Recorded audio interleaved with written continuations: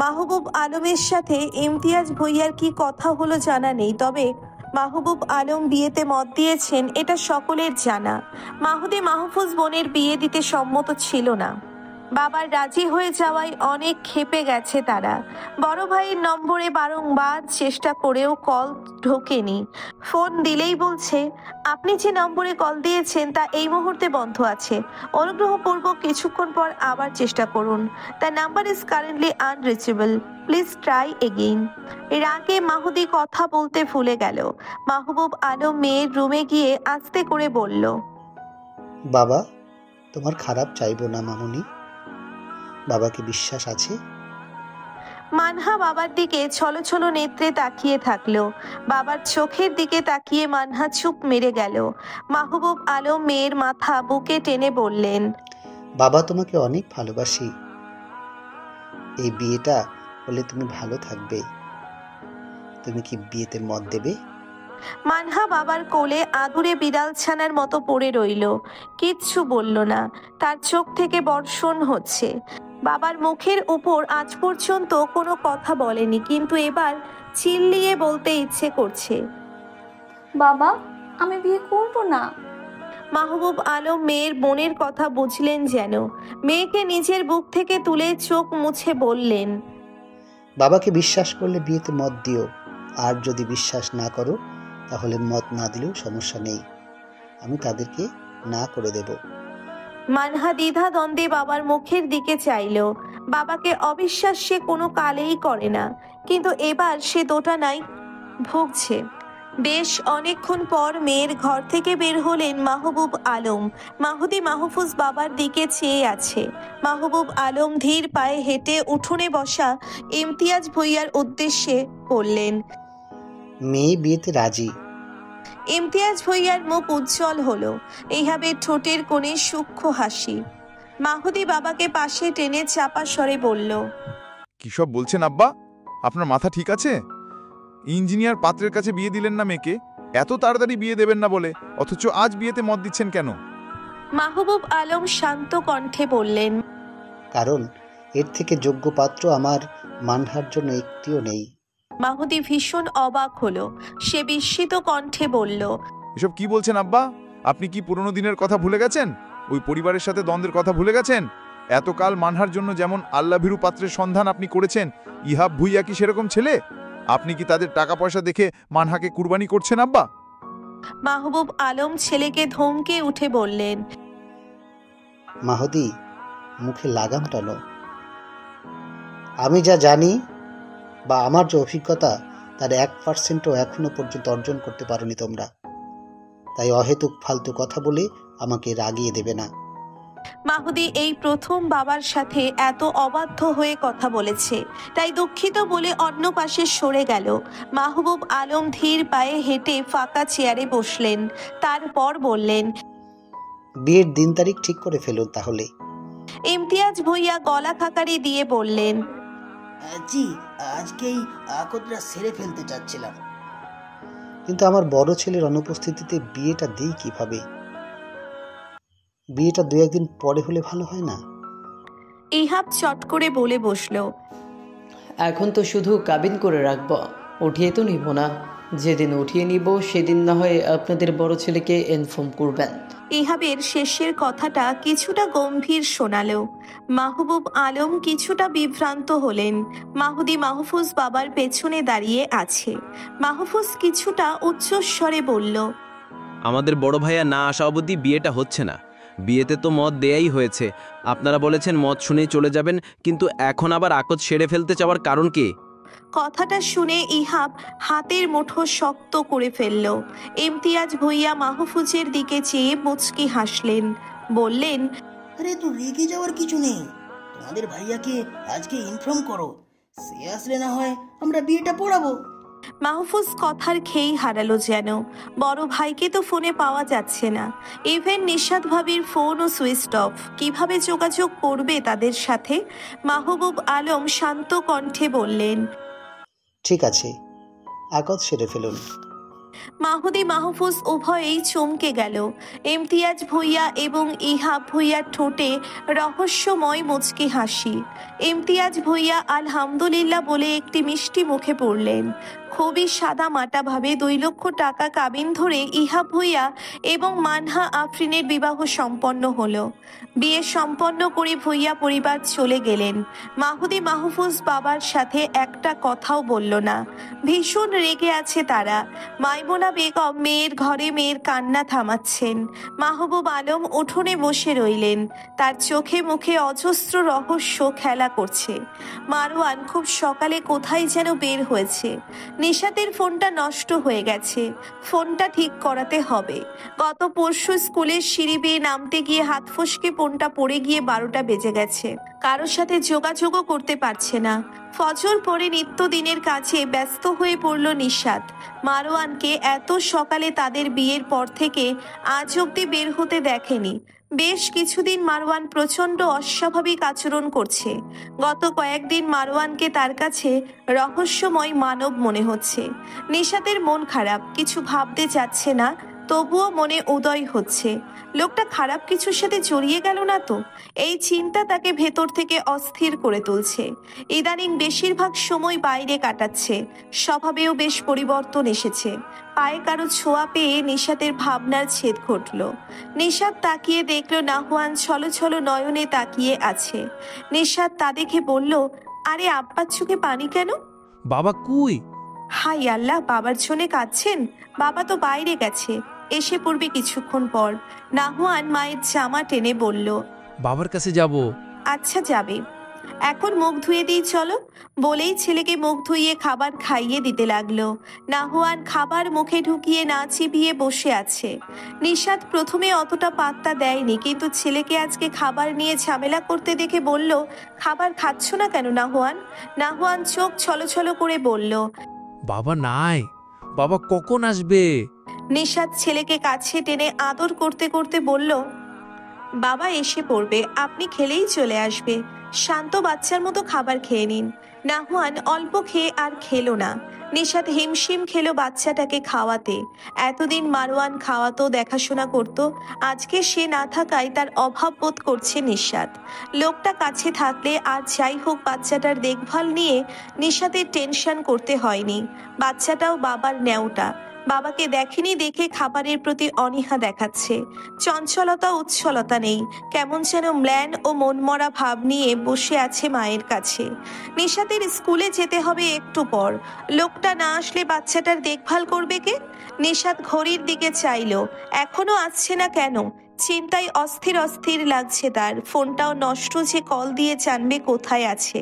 দরজায় টোকার আওয়াজে নিশাতের ধ্যান ভঙ্গ হলো। ছেলেকে কোলে নিয়েই দরজার এপাশ থেকে বলল, কে? আমি। নাহুয়ান বাবার গলায় আওয়াজ পেয়ে মায়ের কোলে বসেই লাফিয়ে উঠল। নিশাতের দরজা খুলে দিতে দেরি, কিন্তু নাহুয়ানের বাবার বুকের উপর ঝাঁপিয়ে পড়তে দেরি নেই। বাবার গলা জাপটে ধরে বাবা বাবা বলে কাঁদতে লাগলো। মারওয়ান অবাক হয়ে ছেলেকে কোলে চেপে ধরল। আচমকা ছেলেকে এভাবে কোলে আসতে দেখে অবাক হয়েছে সে। নিশাতের দিকে তাকিয়ে দেখলো নিশাত তার দিকে কেমন যেন চোখে তাকিয়ে আছে। মারওয়ান তা দেখে বলল, ছেলেকে কাঁদিয়েছিস কেন? আমি কাঁদাইনি, আপনাকে না দেখে কেঁদেছে। কিছু খাইনি ঠিক করে। এখন ছেলেকে সামলান, আমি স্কুলে গেলাম। বলেই নিশাত রেডি হতে চলে গেল।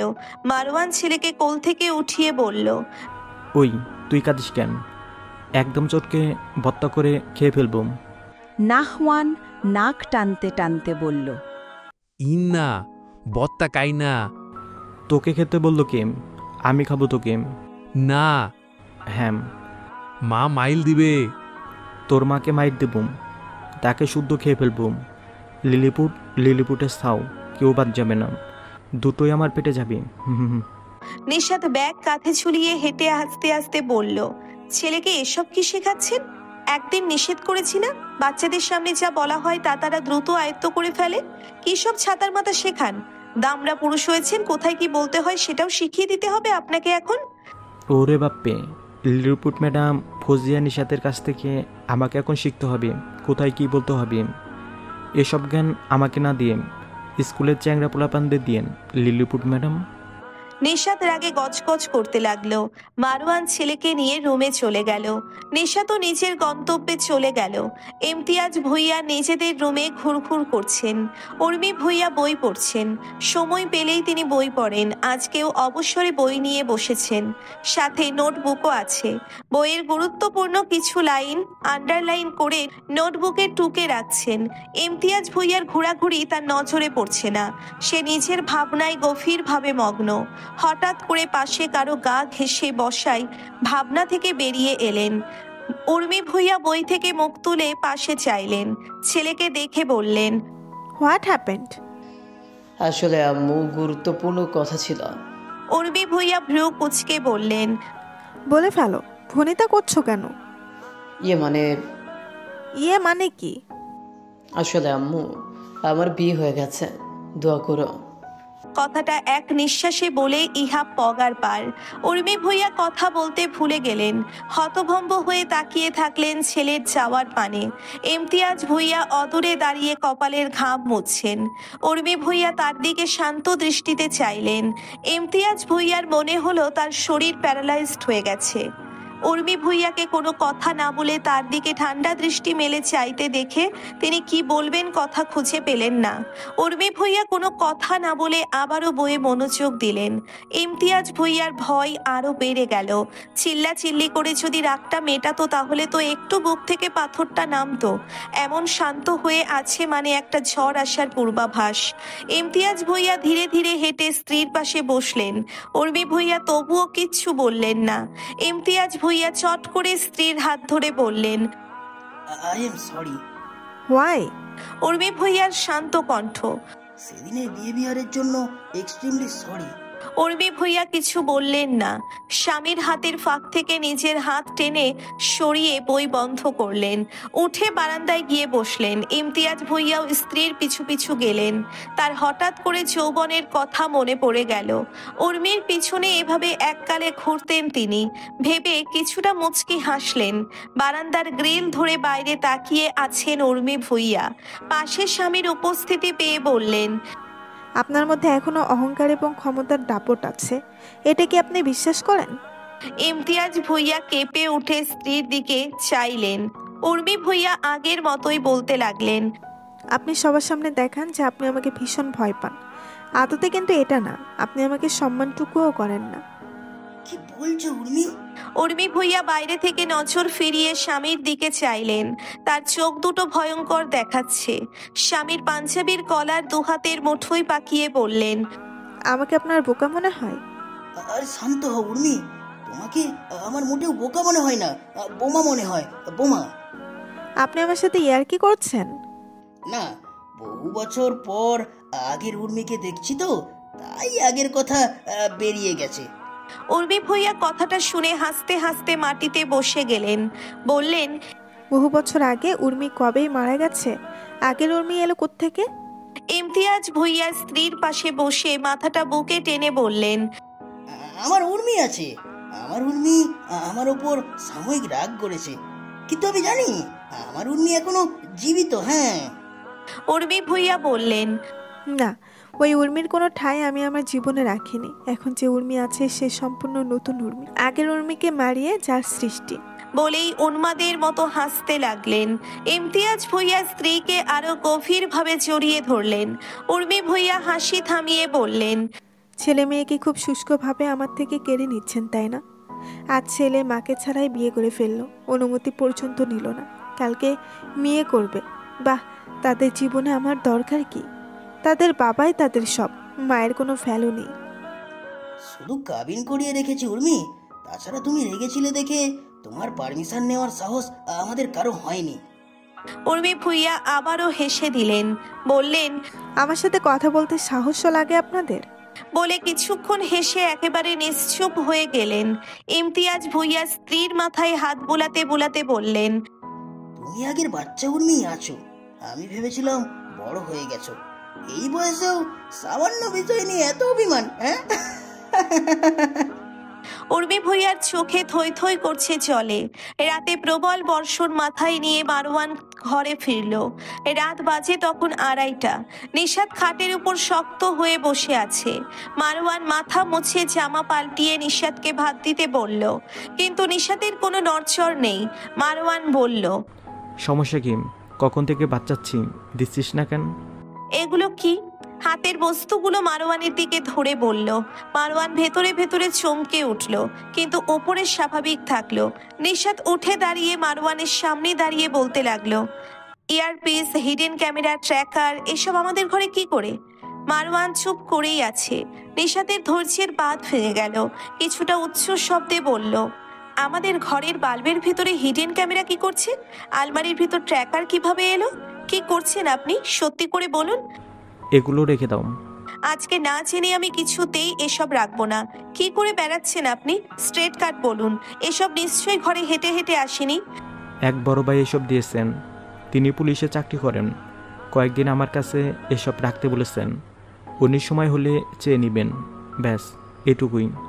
বাদ কি দিবি নাকি ঘুমিয়ে পড়বুম? নিশাতের বিশ্বাস করতে ইচ্ছে হলো না। সে আজকে একটা নামও দেখেছে, একটা ব্যাজ ছিল সেটা। খাটের নিচের ময়লার স্তূপে এসব ইয়ারপিস ব্যাজ সে পেয়েছে কয়েকদিন আগে। আজকে বাল্ব নষ্ট হওয়ায় সেটার ঠিক সাথে সূক্ষ্ম ছোট্ট হিডেন ক্যামেরা পেয়েছে। তাই তার যথেষ্ট সন্দেহ হয়েছে আজ। ব্যাজে নাম ছিল মুনতাজির জায়েদ। কে এই মুনতাজির জায়েদ? পরিচয় কি তার? মারওয়ানের সেই বড় ভাইয়ের ব্যাজ কি এটা? তার ব্যাজ মারওয়ানকে দিবে কেন তিনি? এসবের সাথে মারওয়ানের কানেকশন কি? ইস, আর ভাবতে পারল না সে। সবকিছু মাথায় তালগোল পাকিয়ে যাচ্ছে। চারপাশ নিস্তব্ধ, শুনশান নীরবতা বিরাজ করছে আশেপাশে। শহরের নিরিবিলি এক স্থান, পরিত্যক্ত গোডাউনের চারিদিকে বিরাট গাছগাছালি। কোনো শব্দ নেই আশেপাশে, তবুও নিঃশব্দ এক কম্পন হেঁটে আসছে অদূর থেকে। কালো কাপড়ে আবৃত দুটো ছায়ার আবির্ভাব হলো গোডাউনের সামনে। চতুর্দিক পর্যবেক্ষণ করে ধূর্ত নজরে গোডাউনে প্রবেশ করলো তারা। প্রথম ব্যক্তিটি নিজের সাথের ব্যক্তিটিকে ইশারা করে চাপাতি হাতে একটি রুমে প্রবেশ করলো। তারপর ধীর কদমে হেঁটে দড়ি দিয়ে বাঁধা লোকটার সামনে দাঁড়ালো। ধর্ষণ করেছিস? হিমশীতল ও ভারী কি কণ্ঠটি বলে উঠল। দড়ি দিয়ে বাঁধা লোকটি ছটফটিয়ে উঠল। তার সামনে মানুষ নয়, স্বয়ং মৃত্যু দাঁড়িয়ে। কালো কাপড় দিয়ে মোড়ানো মুখটা, চোখ দুটো ভয়ঙ্কর দেখাচ্ছে। ব্যক্তিটির হাতে চাপাতি। আস্তে আস্তে হেঁটে লোকটার সামনে বসলো। তারপর শান্ত কণ্ঠে বলল, খুব মজা ছিল, তাই না? লোকটা অনবরত মাথা নাড়াচ্ছে। কালো কাপড়ে আবৃত ব্যক্তিটি চাপাতি লোকটার গ্রীবাদেশে ঠেকিয়ে বলল, কথা বলছিস না কেন? মাথা ঠিক থাকে না মেয়ে মানুষ দেখলে? লোকটা হাত জোর করে বলল, আমাকে মাফ করুন স্যার, আমার হুঁশ ছিল না। কৃষ্ণ বস্ত্রে আবৃত মুখটি হেসে উঠে ভয়ঙ্কর চাহনি নিক্ষেপ করলো। হাসি থামিয়ে ফ্লোরে বাড়ি দিয়ে বলল, হুঁশ ছিল না, আজকের পর থেকে হুঁশ আসবে। Burn in hell you beast spawn. বলেই এক কোপ বসালো পুরুষাঙ্গে। লোকটা ভয়ঙ্কর চিৎকার করতে লাগলো। সামনের ব্যক্তিটির এতে সামান্যতম মায়া কাজ করলো না। আরো 3 বার একই জায়গায় কোপ দিয়ে পুরুষাঙ্গ শরীর থেকে বিচ্ছিন্ন করে ফেললো। তারপর এক কোপে হাত দুটো কেটে ফেললো। লোকটা চোখ উল্টে গলা কাটা মুরগির মতো কাতরাতে কাতরাতে একসময় স্থির হয়ে গেল। চাপাতি চালানো ব্যক্তিটি লাশের পাশে বসে বলল, আল্লাহর কসম করে বললাম, মায়ের জাতির দিকে যেই কুলাঙ্গার হাত বাড়াবে তাদের শাস্তি শুধুমাত্র যন্ত্রণাদায়ক বিভৎস মৃত্যু। এবার জাহান্নামে গিয়ে আজন্ম শাস্তি ভোগ কর। বলেই ব্যক্তিটি পিছনের ব্যক্তির দিকে চাইল। চোখাচোখি হয়ে গেল দুজনের। তারপর কোড ল্যাঙ্গুয়েজে পরস্পরের কথা বিনিময়। দুজনেই মুচকি হাসলো। পরদিন খাবারের পাতায় দুটো নিউজ প্রকাশ পেল। গোডাউনে বিশিষ্ট শিল্পপতির বিভৎস মরদেহ উদ্ধার। বাস চালক ও হেল্পার উভয়ের অঙ্গবিহীন ঝুলন্ত লাশ উদ্ধার। সারা দেশে খবরটি তোলপাড় হয়ে গেল। খবরটিতে কেউ কেউ খুশি হলেও আতঙ্কিত হয়েছে কিছু কিছু মানুষ। কারো কারো ধারণা খারাপদের দমন করতে মহান ব্যক্তির আগমন ঘটেছে। শহরে আবার কারো ধারণা শহরে মারাত্মক খুনির আগমন ঘটেছে। সময় বলে দিবে কারা এই মর্মান্তিক খুনের পিছনে দায়ী, কী তাদের উদ্দেশ্য আর কী বা তাদের লক্ষ্য। প্রকৃতি আজ তাণ্ডব লীলা চালিয়েছে। ভীষণ ঝড় হয়েছে বিকালে। চারপাশের প্রকৃতি গুমোট, দুর্লোক আজ তিমিরে আচ্ছাদিত। নিশাত ফোন হাতে নিয়ে স্তব্ধ হয়ে দাঁড়িয়ে আছে। তার হাত কাঁপছে। একটু আগের শ্রবণকৃত ঘটনা তাকে নিশ্চল করে দিয়েছে। কানের পাশে বলতার মতো খালি একটা কথাই বেজে চলেছে, মানহার বিয়ে হয়ে গেছে। একটু আগে নিশাত তার শ্বশুর মাহবুব আলমকে কল দিয়েছিল। ফোনটা ঠিক করে এনেছে দুপুরে। 3 দিন ধরে আত্মীয় স্বজনদের সাথে সংযোগ বিচ্ছিন্ন হয়, তাই সাংসারিক সকল কাজ গুছিয়ে রাতের এই নিরিবিলি সময়টাই শ্বশুর আব্বাকে ফোন দেয় সে। পশুরাদি জিজ্ঞেস করে ভালো মন্দ কথা বলল। তারপরেই মাহবুব আলমের বোমা ফাটানোর সংবাদে বাকরুদ্ধ হয়ে গেছে সে। শোনো নিশাতের মা, তোমাদের তো ফোন দিয়ে দিয়ে পায়নি কদিন। খবরটা শুনে হয়তো অনেক কষ্ট পাবে, আমার সিদ্ধান্তে রুষ্ট হবে, তবুও কিছু করার ছিল না। তোমাদের সাথে অসংখ্যবার যোগাযোগ করার চেষ্টা করেছি, কিন্তু সক্ষম হয়নি। নিশাত অল্প হেসে বলেছিল, কষ্ট পাবো কেন বাবা, আপনার উপর আমার অগাধ বিশ্বাস আছে। আপনি বলুন। মাহবুব আলম একটু ইতস্তত করে এক নাগারে বললেন, মানহার বিয়ে হয়ে গেছে চেয়ারম্যানের ছেলের সাথে। দেখতে এসে আকদ ঠিক করে গেছে। খবরটা মারওয়ানকে জানিয়ে দিও, ওকে তো ফোন করলে পাই না। তোমরা কি বাড়িতে আসবে? নিশাতের মুখের হাসি মিলিয়ে গিয়েছিল। এই সংবাদ শুনবে কল্পনাও করেনি। মানহার বিয়ে হয়ে গেছে শোনার পর আর কোনো সংবাদ তার মস্তিষ্কে পৌঁছতে পারেনি। মারওয়ানকে এই খবরটা কিভাবে দেবে সে? তার তো এখনই হাত পা অনবরত কাঁপছে। কি ঘটবে সামনে? মারওয়ান শান্ত ভঙ্গিতে ভাত খাচ্ছে। নাহওয়ান বাবার কোলে বসে আছে। ছেলেকে এক লোকমা খাইয়ে নিজে এক লোকমা মুখে পড়ল মারওয়ান। নিশাত অনবরত ঘামছে। লোকটা এখন যেমন শান্ত ভঙ্গিতে ভাত খাচ্ছে, একটু পর এত শান্ত থাকবে কি? আজকে ঘরে সুনামি না বয়ে গেলেই হয়। নাহওয়ান আলু হাতে নিয়ে খাচ্ছে। নিজে একটু খেয়ে বাবার দিকে বাড়িয়ে দিল।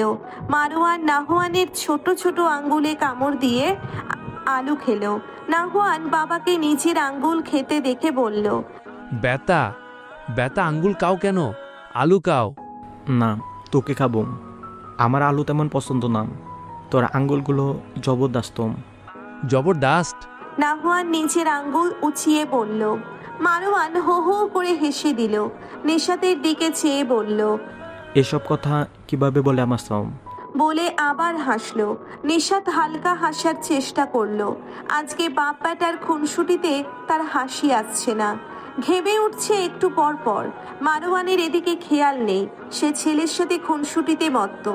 নাহওয়ান গেঞ্জিতে ঝোল ভরিয়ে ফেলেছে। এটা দেখে মারওয়ান বলল, জল মাখিয়ে ফেললে দেখি মার দিব। নাহওয়ান গোল গোল চোখে বাবার দিকে তাকিয়ে বলল, না। তাহলে শান্ত বাচ্চার মতো ভাত খা।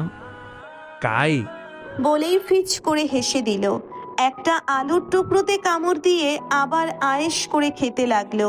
ভাত খাচ্ছে কম, আলু খাচ্ছে বেশি। বাচ্চাটার আলু অনেক পছন্দের।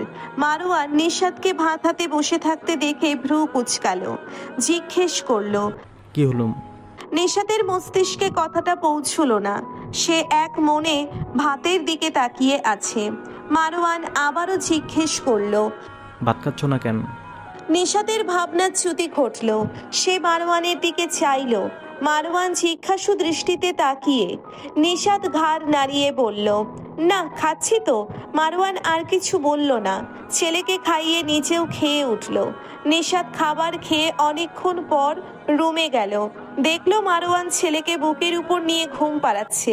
বাচ্চাটা বাবাকে আঁকড়ে ধরে নিশ্চিন্তে ঘুমের দেশে পাড়ি দিয়েছে। ছেলে যখন গভীর ঘুমে মগ্ন, সেই সময় নিশাত মারওয়ানের উদ্দেশ্যে আস্তে করে বলল, আপনার সাথে একটু কথা ছিল। মারওয়ান চোখের পাতা খুলে তাকালো, বলল, এত রাতে কিসের কথা? ঘুমাম। নিশাত ইতস্তত করতে করতে বলল, কথাটা গুরুত্বপূর্ণ। মারওয়ান বিরক্তিসূচক শব্দ করল। ছেলেকে বুক থেকে সাবধানে নামিয়ে বিছানায় শুইয়ে দিল। ফুলো ফুলো ঠোঁটের গোড়ায় চুমু খেয়ে উঠে দুই পাশে কোলবালিশ দিয়ে বর্ডার করে দিল।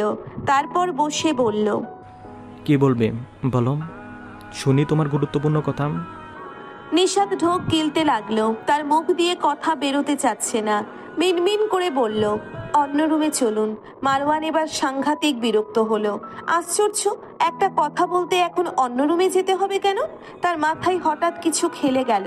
তাই নিশাতের দিকে তাকিয়ে বলল, তুমি কি আমার সাথে সময় কাটাতে চাচ্ছ নাকি? নিশাত চোখ মুখ গম্ভীর করে মারওয়ানের দিকে চাইল। বলল, আজাইরা ফালতু কথা বলবেন না, কথাটা গুরুত্বপূর্ণ, তাই অন্য রুমে যেতে বলেছি। আপনি অন্য মিনিং বের করছেন কেন? আপনার সাথে সময় কাটাতে চাইবো কোন দুঃখে? আপনি যাবেন কি যাবেন না?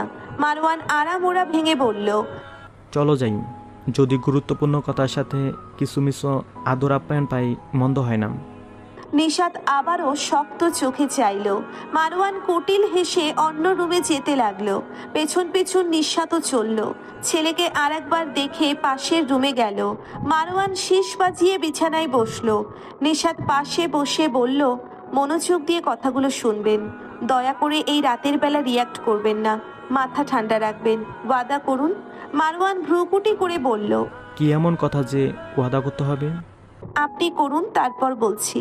মারওয়ান নিতান্ত দায়সারাভাবে ওয়াদা করলো। তারপর পা দুটো নাড়াতে লাগলো।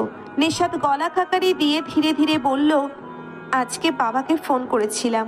মারওয়ান ঠ্যাং নাড়াতে নাড়াতে বলল, তো? আরে শুনুন আগে, কথা বাড়তি বলবেন না। মারওয়ান কিছু বলল না।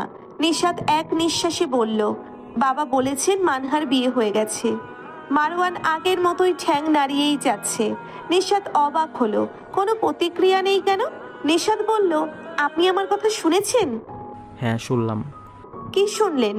তোমার বাবা ফোন দিয়ে বলেছেন তোমার বোনের বিয়ে হয়ে গেছে, সেটাই শুনলাম। নিশাত ভারী আশ্চর্য হলো। এই লোক নিজের বোনের নামও কি ভুলে গেছে? এ কেমন ভাই? রাগ নিয়ে বলল, মানহা আমার বোন কবে থেকে হলো? আর আমার বাবাকে আমি বাবা কবে ডাকলাম? তাকে আমি আব্বু ডাকি। বিড়ি টানতে টানতে জ্ঞান বুদ্ধি সব হারিয়ে ফেলেছেন। মারওয়ানের পা নাড়ানো বন্ধ হয়ে গেল এক নিমেষের মধ্যেই। এতক্ষণ নিচের দিকে তাকিয়ে ঠ্যাং নাড়িয়ে নাড়িয়ে কথা শুনছিল, তাই অতটা গুরুত্ব দেয়নি। কিন্তু যখন মস্তিষ্ক সিগন্যাল দিল কোথাও ভুল হচ্ছে, তখনই টনক নড়ল তার। মানহা তো তার বোন।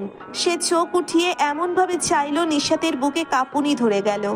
মারওয়ান বলল, কার বিয়ে হয়েছে? নিশাত ঢোক গিলে বলল, মানহার। মারওয়ান কি রিয়্যাক্ট করবে সেটাই ভুলে গিয়েছে। রোবটের মতো বলল, কবে হয়েছে? 3 দিন আগে। মারওয়ান এত পরিমাণে বিস্মিত হলো যে কথা মুখ দিয়ে বেরোলো না। থম মেরে বসে রইল। খানিকক্ষণ পর বলল, কার সাথে হয়েছে? মানে? বিয়েটা কার সাথে হয়েছে? বরফ শীতল কণ্ঠের প্রতি উত্তর। নিশাত বিমূঢ় কণ্ঠে বলল, ইয়ে মানে কি যেন নাম আপনাদের চেয়ারম্যানের ছেলের, তার সাথে। মারওয়ান পাথরের মতো জমে শক্ত হয়ে আছে, না নড়ছে আর না কিছু বলছে। নিশাতের ভয় লাগছে, যেন ঝড় আসার আগের প্রকৃতির শান্ত নিস্তব্ধ রূপ। মারওয়ান বেশ অনেকক্ষণ বসে থেকে আস্তে করে উঠে চলে গেল। নিশাত অবাক হলো মারওয়ানের কোনো প্রতিক্রিয়া না দেখানোতে। সেও পিছু পিছু গিয়ে দেখলো মারওয়ান কপালে হাত দিয়ে শুয়ে পড়েছে। ছেলেকেও আজ ধরেনি। নিশাত বুঝলো লোকটা অনেক কষ্ট পেয়েছে, তাই আর ঘাটলো না। তাকে একা ছেড়ে ছেলেকে জড়িয়ে ঘুমের দেশে পাড়ি জমালো। সকাল সকাল বাসে করে গ্রামের উদ্দেশ্যে রওনা হয়েছে মারওয়ান, নিশাত ও তাদের ছানা। প্রায় 4 বছর পর গ্রামের বাড়িতে যাচ্ছে তারা। নিশাতের চোখে মুখে খুশির ঝিলিক। নাহুয়ান মায়ের কোলে বসে পা দোলাচ্ছে। নাহুয়ান এই প্রথম দাদা বাড়ি নানা বাড়ি দেখবে। বাসের 2টো সিট কাটা হয়েছে। নিশাত জানালার ধারে ছেলেকে নিয়ে বসা, আর পাশে মারওয়ান গম্ভীর বদনে কপালে হাত ঠেকিয়ে বসে আছে।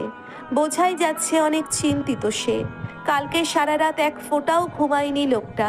রাত 3টের সময় তাকে ডেকে বলে জামা কাপড় গুছিয়ে নিতে, সকালের বাসে নাকি গ্রামে যাবে। নেশাতের চোখে মুখে ঘুমের ড্রেস তখনও কাটেনি, তাই মারওয়ানের কথা তার কানে ঠিক করে ঢোকেনি। পরে মারওয়ানের ধমকে ঘুম ছেড়ে জামা কাপড় গোছাতে লেগে গেল। সবকিছু গুছিয়ে তাহাজ্জুদ নামাজ পড়ে জিকির করতে করতে ফজরের আজান দিয়ে দিয়েছিল। নামাজ পড়ে ছেলেকে উঠিয়ে রেডি করিয়েই খালি পেটে বেরিয়ে পড়তে হয়েছিল। পরে বাস কাউন্টারে পাউরুটি আর কলা খেয়েছে তারা। নিশাত স্কুলে ফোন করে 1 সপ্তাহের ছুটি চেয়ে নিয়েছে। বাস চলছে। নিশাতের মাথা ভার ভার হয়ে আসতে লাগলো। বেশ কিছুক্ষণ পর মারওয়ানকে বলল, শুনুন, আমার বমি আসছে, একটা পলিথিনের ব্যবস্থা করে দিন আর ছেলেকে ধরুন। মারওয়ান ছটপট বাসের সামনে থেকে পলিথিন নিয়ে এসে নিশাতকে দিল। ছেলেকে কোলে নিয়ে নিশাতের মাথা চেপে ধরল। নিশাত বমি করে হেলান দিয়ে মাথা ফেলে বসলো।